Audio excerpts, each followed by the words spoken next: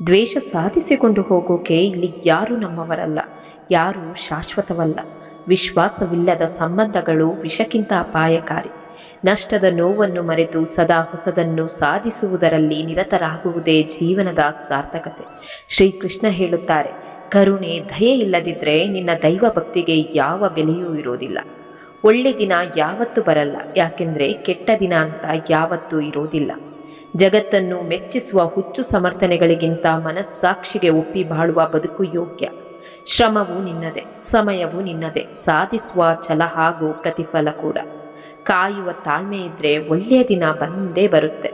ಅಂದುಕೊಂಡದ್ದು ಆಗದೇ ಇದ್ದಾಗ ಹೊಂದಿಕೊಂಡು ಹೋಗುವುದು ಕಲಿಯಬೇಕಾಗಿದೆ. ಇದುವೇ ಜೀವನ. ಬದುಕು ಎಷ್ಟೇ ನೋಯಿಸಿದ್ರೂ ಬದುಕಬೇಕಾಗಿದೆ. ಮನಸ್ಸು ಎಷ್ಟೇ ನೊಂದಿದ್ರೂ ನಗಬೇಕಾಗಿದೆ. ಕೆಲವು ನೋವುಗಳು ಮರೆಯಲಾಗದಿದ್ರೂ ಮರೆಯಬೇಕಾಗಿದೆ. ಸೋಲು ಎನ್ನುವುದು ಜೀವನದ ಅವಿಭಾಜ್ಯ ಅಂಗ. ಸೋಲದಿದ್ರೆ ನೀವೆಂದು ಕಲಿಯೋದಿಲ್ಲ, ಕಲಿಯದಿದ್ರೆ ನೀವೆಂದು ಬದಲಾಗೋದಿಲ್ಲ, ಬದಲಾಗದಿದ್ರೆ ನಿಂತ ನೀರಾಗುತ್ತೀರಿ. ಸೋಲು ಬದುಕಿನ ಅಂತ್ಯವಲ್ಲ, ಅದರಿಂದ ಉತ್ತಮ ಅನುಭವ ಪಡೆಯಬಹುದು. ಜೀವನದಲ್ಲಿ ಯಾರ ಮನಸ್ಸನ್ನು ಇಷ್ಟು ನೋಯಿಸಬೇಡಿ. ಆ ವ್ಯಕ್ತಿ ದೇವರ ಮುಂದೆ ನಿಮ್ಮ ಹೆಸರನ್ನು ನೆನೆದು ಕಣ್ಣೀರು ಹಾಕುವಷ್ಟು. ಯಾಕೆಂದ್ರೆ ನೊಂದ ಹೃದಯದಿಂದ ಬಂದ ಕಣ್ಣೀರು ಹಾಗೂ ಕೂಗು ಭಗವಂತನಿಗೆ ಖಂಡಿತ ಕೇಳಿಸುತ್ತೆ. ನಿಮ್ಮ ಕರ್ತವ್ಯವನ್ನು ನೀವು ಪ್ರಾಮಾಣಿಕವಾಗಿ ಮಾಡಿ, ಫಲಿತಾಂಶವನ್ನು ಭಗವಂತನಿಗೆ ಬಿಟ್ಟು ಬಿಡಿ. ಕೇವಲ ನಿಮ್ಮ ಕರ್ಮ ನಿಮ್ಮ ಕೈಯಲ್ಲಿದೆ, ಫಲ ನಿಮ್ಮ ಕೈಯಲ್ಲಿ ಇಲ್ಲ. ನಿಮ್ಮ ಕರ್ತವ್ಯದಿಂದ ದೂರ ಓಡಬೇಡಿ. ಅದರ ಪರಿಣಾಮ ಒಳ್ಳೆಯದಾಗದಿದ್ರೂ ಸಹ ಅದನ್ನು ಪೂರ್ಣಗೊಳಿಸಿ. ಯಾವುದು ಎಂದಿಗೂ ಸಾಧ್ಯವಿಲ್ಲ ಅಂದುಕೊಂಡದ್ದು ಸಾಧ್ಯವಾದಾಗ ಆಗುವ ಸಂತೋಷ ಅಷ್ಟಿಷ್ಟಲ್ಲ. ಅದಕ್ಕೆ ಯಾವುದೇ ಕೆಲಸ ಅಂದುಕೊಂಡದ್ದು ಆಗಬೇಕು ಅಂದರೆ ಕಾಯುವ ತಾಳ್ಮೆ ಇರಬೇಕು. ಪ್ರತಿಫಲ ತುಂಬ ಸಿಹಿಯಾಗಿರುತ್ತೆ. ಮನುಷ್ಯ ಏನನ್ನಾದರೂ ಕಳೆದುಕೊಂಡರೂ ಅವನು ಶಾಂತ ಮತ್ತು ಸ್ಥಿರವಾಗಿದ್ದರೆ ಅವನು ಗೆಲ್ಲುತ್ತಾನೆ. ಮನಸ್ಸು ಹತೋಟಿಯಲ್ಲಿ ಇಲ್ಲದಿದ್ದರೆ ಮನಸ್ಸು ಮೃಗಾಲಯದಂತೆ. ಕಾಣದ ದಾರಿಯಲ್ಲಿ ನಿನ್ನವರನ್ನು ಹುಡುಕಬೇಡ, ನಿನ್ನ ದಾರಿಯಲ್ಲಿ ನಿನಗಾಗಿ ಬಂದವರನ್ನು ಕಳೆದುಕೊಳ್ಳಬೇಡ. ಪ್ರತಿ ವಸ್ತುವಿಗೂ ಬೆಲೆ ಕಟ್ಟುವಷ್ಟು ಸಿರಿವಂತನಾಗು, ಆದರೆ ಪ್ರತಿಯೊಬ್ಬರ ಭಾವನೆಗಳಿಗೆ ಬೆಲೆ ಕೊಡದಷ್ಟು ಬಡವನಾಗಬೇಡ. ಯಾರ ಮೇಲೆ ಜವಾಬ್ದಾರಿಯ ಭಾರ ಇರುವುದೋ ಅವರಿಗೆ ಕಷ್ಟ ಸುಖ ಎರಡೂ ಲೆಕ್ಕಕ್ಕೆ ಬರೋದಿಲ್ಲ.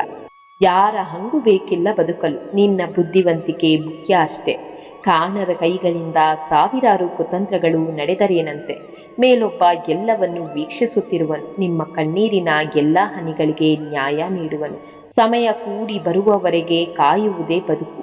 ಅಧಿಕಾರಕ್ಕಾಗಿ ಹೋರಾಡಿ, ಆದರೆ ಯಾವುದರ ಮೇಲೆ ನಿಮಗೆ ಅಧಿಕಾರವಿಲ್ಲವೋ ಅದರ ಮೋಹವನ್ನು ಬಿಟ್ಟು ಬಿಡಿ. ಒಳ್ಳೆಯತನ ಶಾಪವೋ ವರದಾನವೋ ಗೊತ್ತಿಲ್ಲ, ಆದರೆ ಕೊನೆಗೆ ಕೆಟ್ಟವನೆಂಬ ಅಪವಾದ ಸಿಗುವುದು ಮಾತ್ರ ಖಂಡಿತ. ಕೋಪದಿಂದ ಮಾತನಾಡಿದರೆ ಗುಣವನ್ನು ಕಳೆದುಕೊಳ್ಳುತ್ತೇವೆ.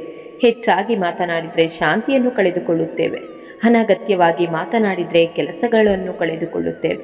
ಅಹಂಕಾರದಿಂದ ಮಾತನಾಡಿದರೆ ಪ್ರೀತಿಯನ್ನು ಕಳೆದುಕೊಳ್ಳುತ್ತೇವೆ. ಸುಳ್ಳು ಸುಳ್ಳು ಮಾತನಾಡಿದರೆ ಹೆಸರು ಕಳೆದುಕೊಳ್ಳುತ್ತೇವೆ.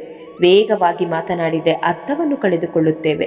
ಪ್ರೀತಿಯಿಂದ ಮಾತನಾಡಿದರೆ ಎಲ್ಲವನ್ನು ಗಳಿಸಿಕೊಳ್ಳುತ್ತೇವೆ. ಯಾರ ಹಂಗು ಬೇಕಿಲ್ಲ ಬದುಕಲು, ನಿನ್ನ ಬುದ್ಧಿವಂತಿಕೆ ಮುಖ್ಯ ಅಷ್ಟೇ.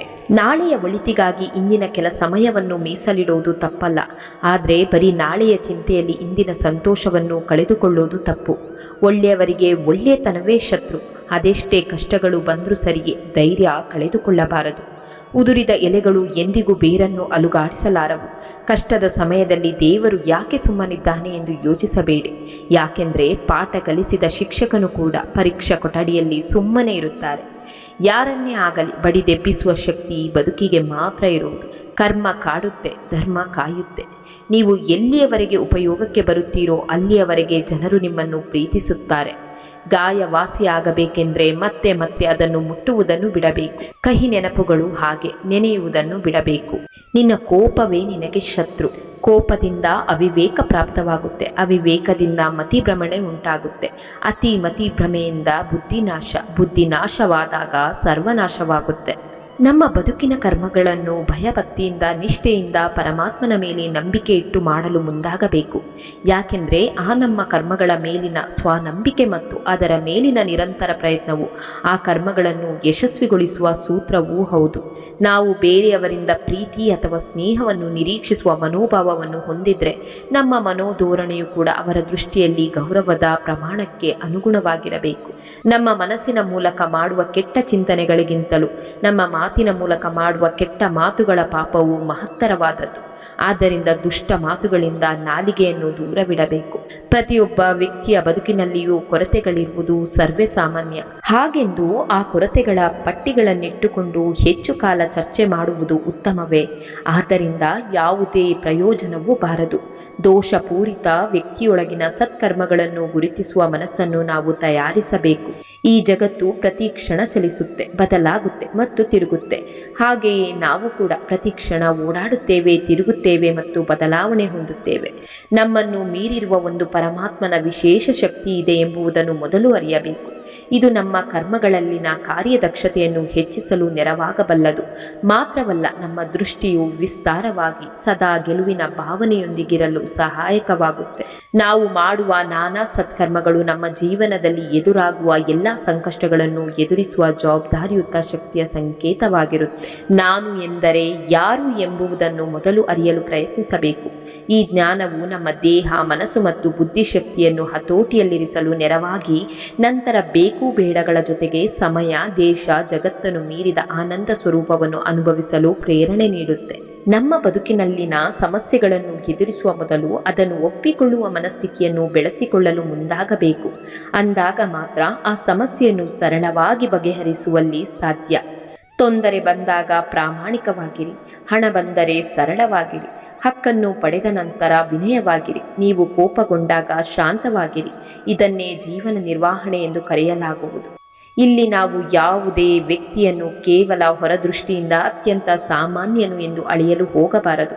ಯಾಕೆಂದರೆ ಅವರ ಅಂತಃಕರಣದಲ್ಲಿ ವಿಶೇಷವಾದ ಪ್ರೇಮ ಅಥವಾ ವಾತ್ಸಲ್ಯ ಶಕ್ತಿ ಇದ್ರೂ ಇರಬಹುದೆಂಬ ಸಾಮಾನ್ಯ ಜ್ಞಾನದ ಅರಿವು ನಮಗೆ ಬೇಕಿದೆ.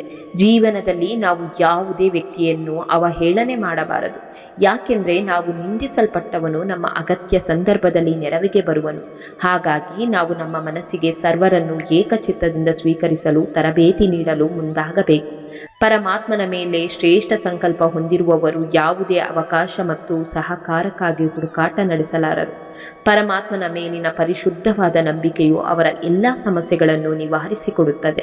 ನಮ್ಮಲ್ಲಿನ ಕೊರತೆ ಅಥವಾ ದೋಷಗಳನ್ನು ಗುರುತಿಸಿ ನಂತರ ಅದನ್ನು ತಿದ್ದುಪಡಿಗೊಳಪಡಿಸಿ ಪರಿಪೂರ್ಣತೆಯೆಡೆಗೆ ಹೆಜ್ಜೆ ಇಟ್ಟರೆ ಸಮಾಜಕ್ಕೆ ಒಬ್ಬ ಸಾಧಕ ಅಥವಾ ವಿವೇಕಿ ಸೇರ್ಪಡೆಯಾದಂತೆ ಆಗುವುದು.